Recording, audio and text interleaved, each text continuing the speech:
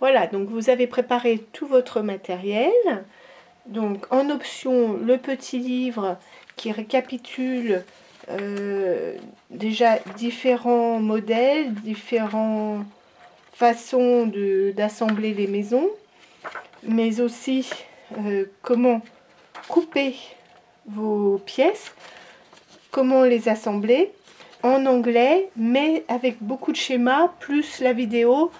C'est quand même un petit support de dessin qui peut vous aider. Donc le petit livre, la pochette J, le cutter, 6 fat quarters, donc comme je vous ai dit, qui contrastent bien, qui sont différents les uns des autres, quasiment une couleur par fat quarter, et puis votre tissu de fond pour faire les blocs intercalaires et le ciel autour de la maison.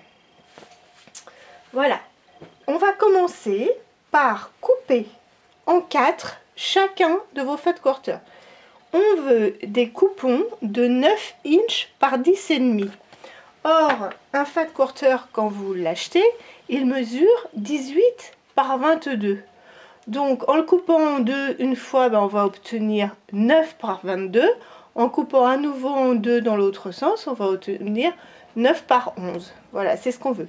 Si vous ne travaillez pas avec des fat quarters et que vous avez des coupons de tissu, des chutes qu'il vous reste, vous pouvez prendre pour faire 6 maisons, 6 coupons différents que vous retaillez à 9 inches par 10,5. Donc si vous avez des fat quarters, on va tout simplement couper notre fat en 4.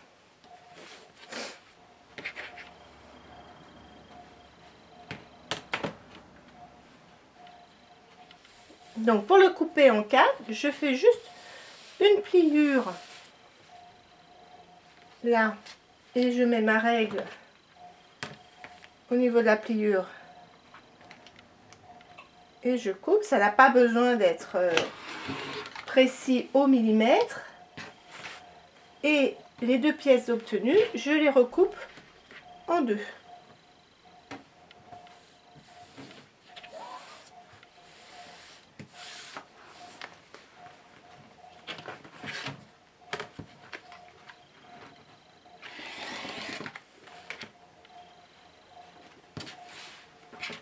En procédant ainsi, avec vos 6 fat quarters, vous allez obtenir 24 coupons de 9 par 10,5. Voilà, donc vous procédez de la même manière pour vos 6 fat quarters. Voilà. Vous avez coupé donc vos 6 fat quarters en 4 morceaux de 9 par 10,5 ou bien des chutes de tissu dans vos tiroirs, pareil, en 6 morceaux, donc 6 pièces de 9 par 10,5.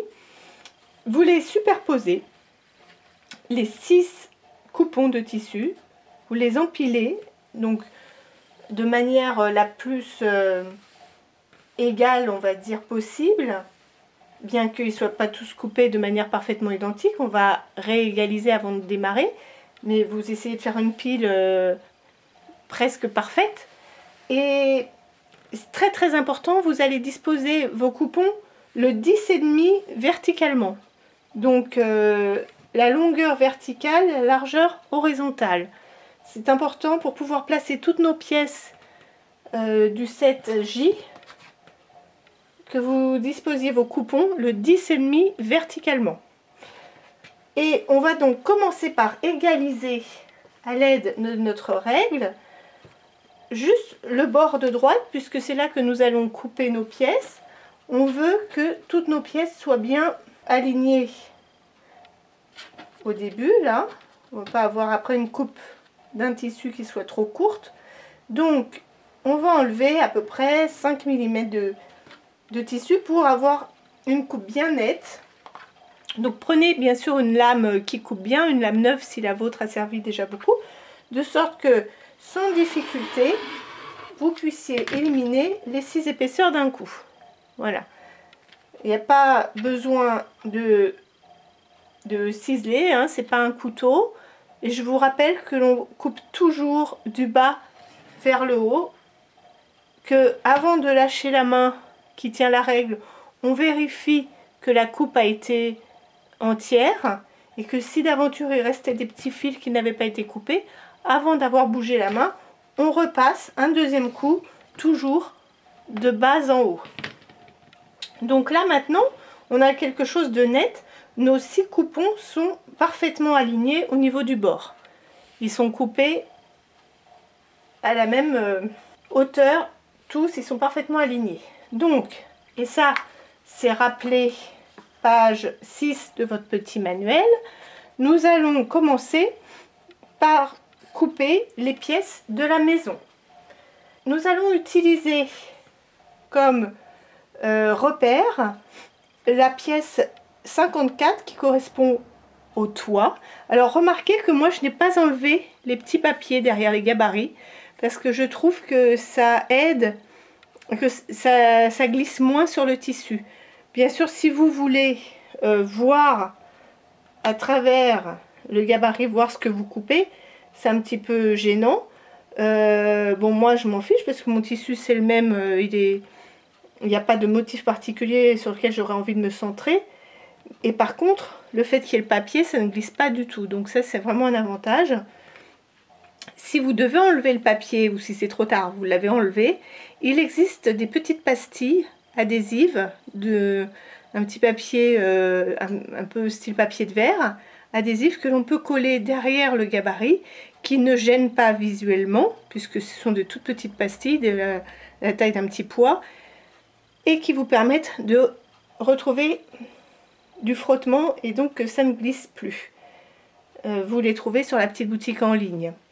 Alors, là en fait le gabarit, on va s'en servir juste pour déterminer la largeur de la bande à couper. Donc encore une fois, grâce au gabarit de Marty, nous n'avons rien à mesurer. Je ne vais pas vous dire couper une bande de 2,5, une bande de 3, je n'ai aucune idée de la largeur de la bande que l'on va couper. Ce que je sais, c'est qu'on va couper une bande de la largeur du J54. Donc on le met comme ceci, bien aligné sur le bord ici. Je le tiens, j'approche ma règle, donc je mets bien ma règle parallèle là, enfin le long du gabarit. Je retire le gabarit et je coupe mes bandes. Donc toujours pareil, avant d'enlever ma main gauche, je vérifie que toutes mes bandes ont été coupées, c'est bien le cas. J'ai donc ici mes 6 bandes coupées en une fois pour l'ensemble des toits des 6 maisons, les 6 premières maisons que nous allons faire. Maintenant, je vais utiliser la pièce 57, donc qui est cette pièce-là, qui a sur laquelle j'ai enlevé le petit papier, donc qui a un trait. Je vous expliquerai après, lors de la coupe, à quoi sert ce trait. Mais nous, on va s'en occuper, et pareil, c'est rappelé page 7 du livre, comment disposer la pièce 57. Donc pour avoir la largeur de la bande à couper, nous allons disposer notre pièce 57 horizontalement, comme ceci. Donc je la mets bien au bord, je la tiens, j'amène ma règle. Et là, vous voyez que la surface, là, la droite, elle est beaucoup plus petite que tout à l'heure sur cette figure-là. Donc, pour vérifier que la largeur de ma bande est bien la même sur toute la longueur, il vaut mieux déplacer le gabarit, éventuellement ajuster si c'est pas... Il faut vraiment que j'ai bien la bonne largeur de mon gabarit tout du long. Vous voyez que c'est très pratique, en fait, c'est le gabarit lui-même qui nous sert pour mesurer la largeur de la bande. Pareil, je n'ai aucune idée de la largeur qu'on est en train de couper, ni en centimètres, ni en inches, mais c'est pas grave. On n'en a pas besoin. Voilà, donc ça, ce sera pour les autres pièces de la maison. Ça, ce seront des chutes, mais si jamais on a un petit accident de coupe, pour une petite pièce, parce que nous allons vraiment avoir des petites pièces, la cheminée, la fenêtre, etc. Conservez bien ce petit extra qui peut dépanner, ou sinon ben, vous en servirez pour un autre patch, éventuellement d'autres petites maisons. Si vous avez vraiment beaucoup de rab, vous pourrez faire des petits coussins, petites maisons en plus. Donc, maintenant que vous avez coupé vos bandes, celle pour le toit, celle pour les autres pièces, on va reprendre celle du toit. Et on va commencer par couper, reprendre le 54, la forme 54, et on la place. Alors, remarquez que là, à droite, vos bandes ne sont pas toutes de la même longueur. Nos coupons n'étaient pas tous de la même taille au départ. Donc, c'est pas très gênant. Il suffit de s'en souvenir. Et on va placer notre gabarit de sorte de couper dans toutes les pièces, qu'il n'y ait pas une pièce plus petite. Vérifiez bien que vous coupez dans toutes les pièces. On va commencer par couper sur la droite. Donc je tiens bien mon gabarit. Je fais une première petite coupe pour le coin et ensuite j'élimine tout ceci. Là maintenant, délicatement, je retourne ma bande. Vous le replacez là. Et alors, autre petite astuce pour n'abîmer ni la lame ni votre gabarit, et c'est valable pour tous les gabarits et toutes les règles, on commence toujours par placer la lame du cutter en butée le long du gabarit. On fait un petit mouvement de recul et après, on peut partir vers l'avant. Cela permet d'éviter, si on part vraiment d'avant, on contrôle pas le geste, en fait on risque de buter dans le gabarit, ce qui abîme à la fois le gabarit et la lame. Donc le mieux c'est de se placer contre le gabarit. On fait un petit mouvement de recul d'abord pour couper ce qu'on n'a pas coupé, pour couper le début, et on repart vers l'avant. Et c'est valable, je vous dis, avec les règles classiques et tous les gabarits. C'est un petit coup de main à prendre. Donc là, eh ben, j'ai coupé quasiment en une coupe mes 6 toits. Voilà. Donc on va les garder de côté. Et on a déjà nos 6 toits. Toujours dans cette même bande, je vais prendre le gabarit 55. Ça, c'est en fait un triangle équilatéral. Et on le place ici. On maintient bien. Un petit mouvement de recul. Hop. J'élimine les petites pointes qui m'aideront pour l'assemblage. Hop. Et encore une fois, j'ai les 6 pièces de la partie de toit qui se situe au-dessus de la porte. Je les mets avec mon autre toit. Et toujours dans ces bandes-là, nous allons couper la cheminée. Alors, c'est là qu'intervient le petit trait là. Donc en fait, dans un même gabarit, vous avez 2 pièces. Le gabarit en entier, le J58, c'est le sky, c'est le ciel, c'est marqué là. Mais le 58A, c'est marqué là, c'est la cheminée. Comme elle a la même largeur que le ciel, les 2 gabarits ont été regroupés en un seul. Et le trait là va nous permettre de couper la cheminée. Alors comment est-ce qu'on procède? Ben, on se met par exemple de l'autre côté là, puisque ici on a une coupe en biais, ça ne nous intéresse pas. Et que dans ces bandes là, de toute façon, on a coupé, il ne nous manque plus que les cheminées, et après ce sera des chutes. Donc je vais commencer par égaliser. Donc en me mettant bien là-haut perpendiculaire, enfin parallèle à la bande. Et ici, hop, voilà. Là, j'ai un bord bien net. Je retourne mes 6 bandes et je vais couper la largeur de la pièce 58. Ce n'est pas grave si elle dépasse en longueur. Moi, ce qui m'intéresse, c'est sa largeur. Donc, je maintiens bien. Je coupe. Et là, ce que je veux, c'est juste ce petit carré-là. Donc, je le place comme ça. Et c'est le trait ici qui me sert de repère sur le bord. Voilà. Donc, tout ce qui dépasse, ça ne m'intéresse pas. Moi, ce que je veux, c'est juste cette partie-là. Ça, ce sont des chutes. Je coupe pendant que j'y suis les petits coins. Je pivote. Je repositionne mon gabarit. Et pareil, j'élimine les petits coins. Et voilà.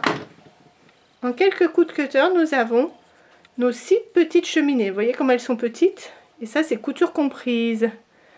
Donc, c'est pas bien grand. Voilà. Donc là, c'est fait. Vous avez le toit en entier et les 6 cheminées. Maintenant, on prend les bandes suivantes pour les portes et les fenêtres et les murs. Donc pour ça, nous avons besoin du gabarit 57 et du gabarit 59.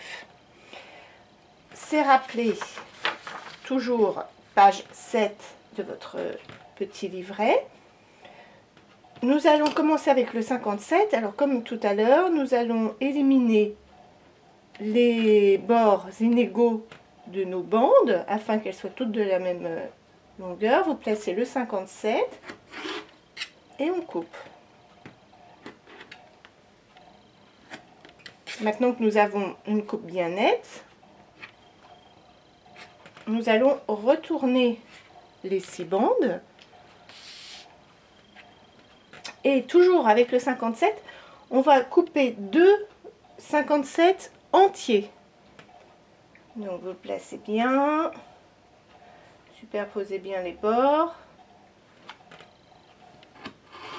Hop, on vérifie que ceci est coupé. On coupe les petits coins pendant qu'on y est.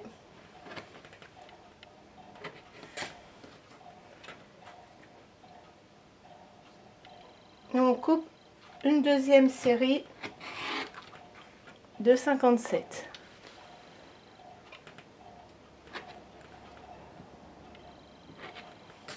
Là, il faut retourner pour couper les autres coins.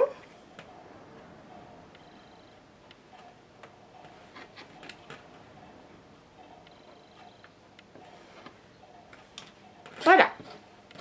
Là, nous avons nos 2 lots de 57 que nous mettons de côté. Maintenant, nous allons avoir besoin de 57A, ce qui correspond au côté de la porte. Donc 57A, c'est le trait au milieu du gabarit 57. Donc ce qu'on veut, nous, c'est ce qui est à droite là du trait, là où il y a marqué côté de la porte, siding by door. Donc ne vous trompez pas, hein. Nous ce qu'on veut, c'est la plus grande largeur en fait. Vous mettez votre trait sur le bord du tissu et on coupe. Et ça, pareil, on répète 2 fois l'opération.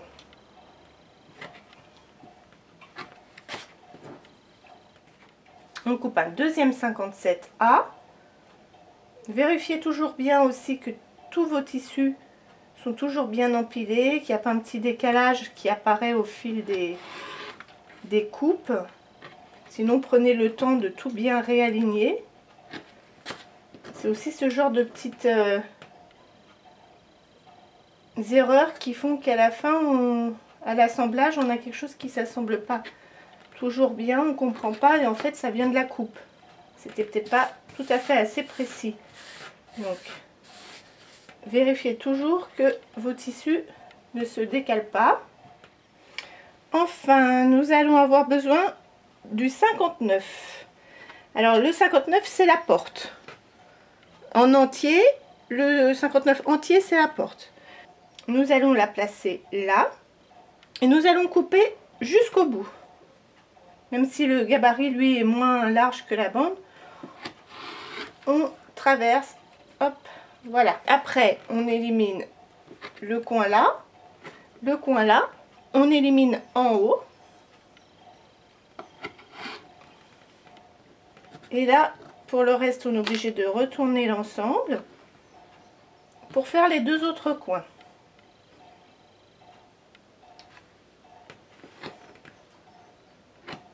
Voilà. Donc là, vous avez vos 6 portes pour l'ensemble des maisons. Ça, ce sont les 6 portes. Voilà. Donc on les met de côté. Essayez de bien repérer où vous mettez vos morceaux, parce que comme ils sont tous à peu près quand même de la même taille, après il ne faudrait pas que vous confondiez. Là on va par exemple on va couper la fenêtre et les tours de fenêtre, et c'est quasiment de la même taille que la cheminée, donc il ne faudrait pas après aller mélanger les pièces entre elles. Donc restez organisés, ne mélangez pas les petites pièces que nous coupons. Donc là nous avons coupé la porte. Maintenant on va vouloir couper une fois le 59A qui est la window, la fenêtre, et 3 fois le 59B qui est l'encadrement de fenêtre en fait. Donc pareil, en fait on va couper une fois jusqu'en haut. Ça va nous donner un 59A et un 59B. Et ici, on logera deux 59B. Donc, on va déjà commencer par faire le 59A. Donc, je mets le trait 59A à gauche, sur le bord de la petite bande. Je maintiens. Je ne jette pas ça. Ça, je vais couper un 59B dedans. J'élimine les coins là.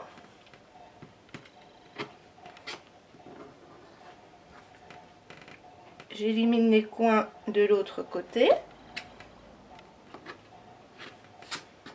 Et donc là, j'ai mes fenêtres. Tout à l'heure, on avait fait les portes. Là, on a les fenêtres. Donc, attention de vous souvenir où vous les placez. Là, je vérifie que mon petit tas est bien, toujours bien empilé, que ça n'a pas glissé. Et cette fois, je me mets au trait 59B que je place à gauche. Je maintiens bien.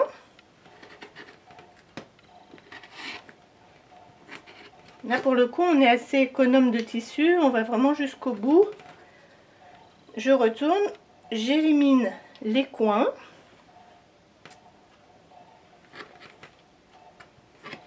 Et vous voyez, là, j'ai donc ce qui ira au-dessus de la fenêtre. Ou en dessous. Vous voyez que ça, c'est très proche en taille de la cheminée. Ne confondez pas. Laissez bien vos pièces groupées, la cheminée avec les toits et ces petites pièces-là autour de la fenêtre. Donc, on recommence. On coupe un 59 entier dans la bande qui nous reste. Et dans ce 59 entier, on coupe deux fois 2 59B. Donc, je vous rappelle, en tout, 3 59B, un 59A, un 59 entier, 2 57 entiers et 2 57A. Voilà, un 59B. Et un dernier 59B.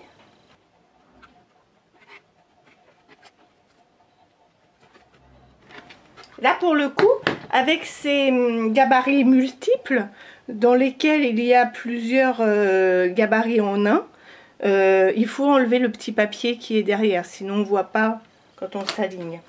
Donc, il nous reste, avant de passer à l'assemblage de la petite maison, enfin des petites maisons, vous allez voir, ça va aller très vite. Il nous reste à prévoir le ciel. Alors, c'est-à-dire les deux petits triangles blancs là, de fond, qui vont aller de part et d'autre du toit, et les deux petites bandes ici qui vont aller de part et d'autre de la cheminée. Préparez votre tissu de fond, qui n'est pas obligatoirement clair comme ici. Moi j'ai choisi à chaque fois un fond clair, mais Marty vous propose dans le petit livre d'alterner une fois une maison sur fond clair, une fois une maison sur fond foncé. En tout cas, quelle que soit la couleur, votre tissu de fond, il va nous falloir 2 triangles et 2 petites bandes. Alors en général, vous avez un plus grand métrage que des fat quarters, donc ce qui est un petit peu moins pratique à manipuler. Mais moi je plie toujours, quand c'est un métrage d'1,10 m, je plie en 4. Et comme ça me ramène à une longueur que je peux couper avec ma règle de 6 par 12. Je m'aligne non pas sur les bords libres là, les bords coupés de mon tissu, mais je m'aligne sur la pliure parce qu'elle est droite. Et donc on va commencer par égaliser notre métrage de tissu en plaçant la règle bien le long de la pliure là-haut, donc bien droite, et on se rend compte qu'ici ce n'est pas droit, ce n'est pas parallèle. Donc tout ça, on va l'éliminer. Peut-être pas tout ça, on va économiser, mais on va éliminer de sorte que ce soit perpendiculaire à la pliure.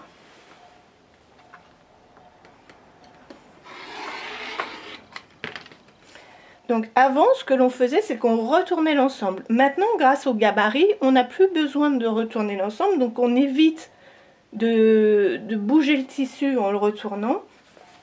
Ce qu'on va faire, c'est qu'on va utiliser notre petit gabarit Sky, le J56, pour avoir la bonne largeur de coupe de la bande, pour savoir quelle largeur de coupe on doit couper. Donc encore une fois, on ne mesure rien, c'est notre gabarit qui va nous servir de repère. Sauf que là, c'est pas très pratique parce que notre gabarit, il n'a qu'une pointe là, donc c'est pas très fiable. Alors, voyons voir si on n'a pas un gabarit dans le lot qui ferait la même largeur. Et bien sûr, on a le 59. En fait, le 59, si vous superposez le 56 et le 59, vous vous rendez compte qu'ils ont la même largeur. Donc, plutôt que de couper, que de se servir du 56, qui n'est pas très facile à utiliser comme gabarit de largeur, on va utiliser aussi le 59. Vous placez bien vos gabarits au bord, et une fois que c'est fait, vous les enlevez, votre règle est donc bien placée, et vous coupez. Voilà. Et vu que nous sommes ici, non pas en fat quarter, en coupon, sauf si vous voulez utiliser des chutes, mais sinon, si vous avez un métrage, là-dedans, vous allez pouvoir couper pas mal de petits triangles de chaque côté du toit, pour plusieurs maisons. Hein. Ça, c'est pour les petits triangles, donc, de part et d'autre du toit. Il nous faut prévoir aussi la bande pour les 2 petites bandes de part et d'autre de la cheminée. Donc pour ça, on va utiliser la 58, le gabarit 58, puisque c'est marqué Sky, le ciel. Encore une fois, je place mon gabarit, je vérifie sur toute la longueur. Voilà, j'ajuste bien ma règle. Hop, je peux l'enlever et je coupe. Vous avez vu aussi toujours, je me place le long de la règle, je fais un petit mouvement de recul et après j'avance. Donc attention de ne pas les confondre, elles sont presque de la même largeur. Donc dans le ciel, alors on prend la bande du ciel. Le J58, on va éliminer au bout l'extrémité de la bande pour égaliser, toujours, hop. J'en profite pour couper des pointes. Cette fois, je retourne et je vais couper comme ça plusieurs, parce qu'il m'en faut 2 par bloc de toute façon. Donc il en faut au moins une douzaine pour ces 6 premiers blocs que nous allons assembler. Or j'en ai 4 à chaque fois en une coupe, puisque j'ai plié mon tissu en 4. En répétant l'opération 3 fois en tout, j'ai mon ciel pour les 6 maisons.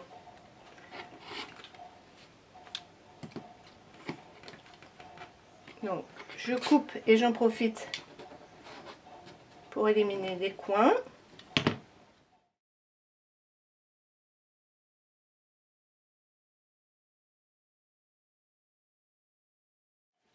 Alors, pour les petits triangles du ciel, aussi, le 56, attention, parce qu'on voit qu'il y a une orientation.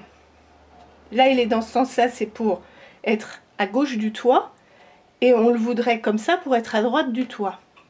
Donc, comme on ne va pas l'utiliser à l'envers, si vous avez un tissu de fond qui a un endroit et un envers, vous allez vous arranger pour couper, pour plier votre tissu endroit contre endroit ou envers contre envers, et en une coupe vous aurez 2 morceaux symétriques dans le bon sens. Si vous avez un tissu qui a un fond et un devant et que vous empilez vos bandes toutes dans le même sens, vous n'aurez que un type de triangle. Donc il faut vraiment que vous prépariez vos bandes endroit contre endroit ou envers contre envers, de sorte qu'en une coupe, vous ayez les 2 triangles en vis-à-vis. Par contre, si comme moi, vous utilisez de la mousseline qui n'a pas d'envers ou d'endroit, ben, c'est pas gênant. On n'a pas à se préoccuper, on aura forcément des triangles dans les 2 sens. Là, j'ai égalisé le bord de ma bande. Maintenant, je vais disposer mon petit triangle comme ceci. Et là, pareil, il m'en faut 2 par maison, soit 12 en tout. Donc, nous allons réaliser 3 coupes. Hop.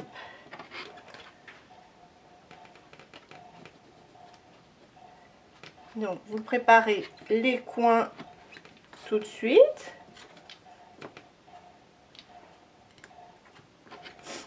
Et là, maintenant que j'ai cette pente là, je replace mon triangle avec sa petite pointe bizarre là dans l'angle. Et le reste bien aligné. Quand c'est fait, on bloque et on coupe.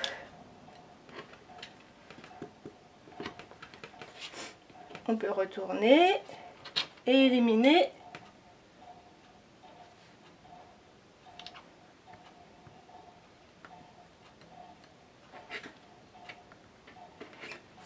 Voilà.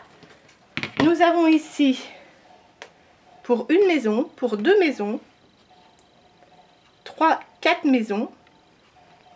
Et donc, si je refais une coupe, j'aurai mes 6 premières maisons. Et vous voyez qu'il me restera encore de la bande pour les 18 autres maisons à venir.